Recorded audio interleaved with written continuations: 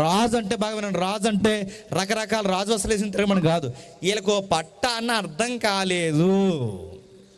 ఒక ఆయన ఉన్నాడు హైదరాబాద్లో. ఆయన ఏమంటున్నాడంటే, సార్ మన క్రైస్తవ్యం అంటేనే తగ్గించుకుని ఉండాలి కదా సార్, మన క్రైస్తవ్యం అంటేనే మనం గొప్ప తగ్గింపుల కోసం మాట్లాడినప్పుడు, ఇప్పుడు నేను మైక్ పట్టుకుని గొప్ప తగ్గింపు కోసం మాట్లాడుతున్నాను అనుకోండి, నేను గొప్ప తగ్గింపు కోసం మాట్లాడేటప్పుడు నేను ఏం చేయాలి?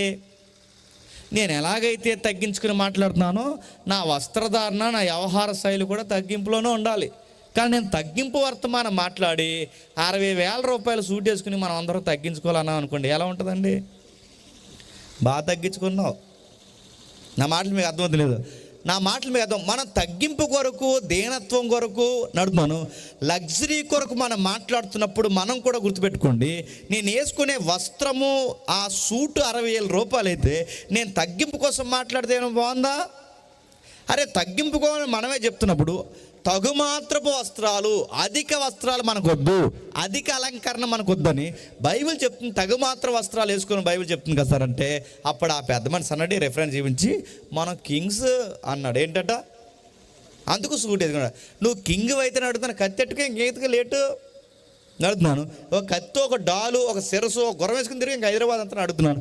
రాజు అంటే నడుతున్నాను. రాజు అంటే 60,000 రూపాయలు సూట్ వేసుకోమనా అంటే, అరే ఇంత పెద్ద పెద్ద సంఘాలు కట్టి, అంత పెద్ద వేదికల మీద నిలబడి, ఎంతమంది లక్షల మందిని పిలిచి ముందు కూర్చోబెట్టి ఇలాంటి వాక్యాలు కూడా మీకు తెలియట్లేదంటే అసలు మీకు బుద్ధి లేకపోవడం కాదు, చెప్పండి.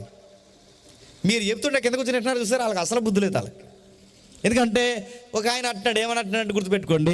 సార్ ఏంటి సార్, మన అందరం చాలా విలేజెస్ ఉన్నాయి, చాలా ప్రాంతాల్లో మనం వాక్యం చెప్పాలి, ఆ ప్రాంతాల్లోకి వెళ్ళాలి కదంటే ఆయన అన్నాడట, నేను రేంజ్ రోవర్లు అట్టండి, నేను సిటీలో ఉండాలి తప్ప విలేజ్కి రాకూడదు అన్నాడు. అబ్బా, అంటే ఈ రిఫరెన్స్ అని చూసి అడుగుతున్నాను. వీళ్ళకి ఎలాగ అర్థమవుతుంది ఏంటంటే, వీళ్ళకి బ్యాక్ హిస్టరీ తెలియక, పైగా ఈ ప్రజలకు తెలియకపోతే తెలియకపోయింది, ఈ బోధిస్తున్న వారు తెలుస్తుందంటే వీళ్ళకి అసలా తెలియదు. నేను బోధకులు అందరిని అంటలేదు, కొంతమంది అంటున్నాను, గుర్తుపెట్టుకోండి, అందరిని కాదు కొంతమందిని.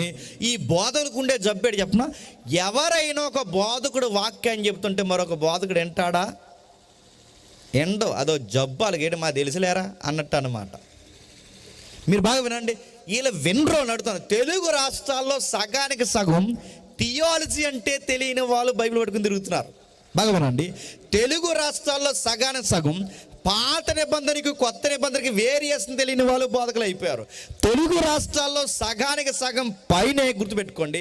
అసలు పాత నిబంధన ఉండగా కొత్త నిబంధన ఎందుకనేది క్వశ్చన్ అడిగితే వాళ్ళ దగ్గర సరైన ఆన్సర్ లేదు. అరే బోధకుల దగ్గరే లేనప్పుడు అడుగుతున్నాను, ప్రజలకు ఏమర్థమవుద్ది?